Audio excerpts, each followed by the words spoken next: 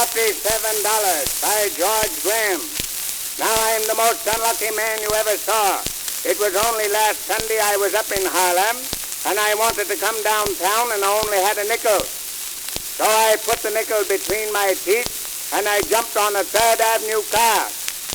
I was just about to sit down when the car gave a sudden lurch, and I swallowed the nickel. Just then the conductor came around looking for his fare. I was feeling in my pocket. He says, "What's the matter? Ain't you got it?" I says, "Oh, yes, I've got it." He says, "How do you know you've got it?" I says, "Because I can feel it." He says, "It's funny you can feel it and ain't got it." I says, "Conductor, the trouble is I'm not feeling in the right place. The trouble is that I've only had a nickel, and I wanted to go downtown, and I've swallowed the nickel. Now what will I do?"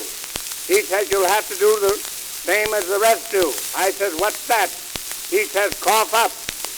I started coughing for fully 10 minutes, but I couldn't cough up my fare. Just then I happened to look down on the floor of the car. Right between my feet was a lady's pocketbook. I picked it up. There was $47 in it. I paid the conductor my fare, and I said, "Conductor, my name is Broom, and I'm going downtown." He says, "I don't care what your name is." So the car started and moved along for a little while. Finally it stopped, and the conductor looked in and said, "Houston." And an old gentleman got off, Mr. Houston, I presume. Well, we went on a little further, and the car stopped again, and the conductor looked in and said, "Stanton." And a lady got off. I suppose that was Mrs. Stanton. Went on a little further, and the car stopped again. And the conductor looked in and said, "Rivington," and a gentleman got off. Oh, he was a dandy. He knew everybody along the line.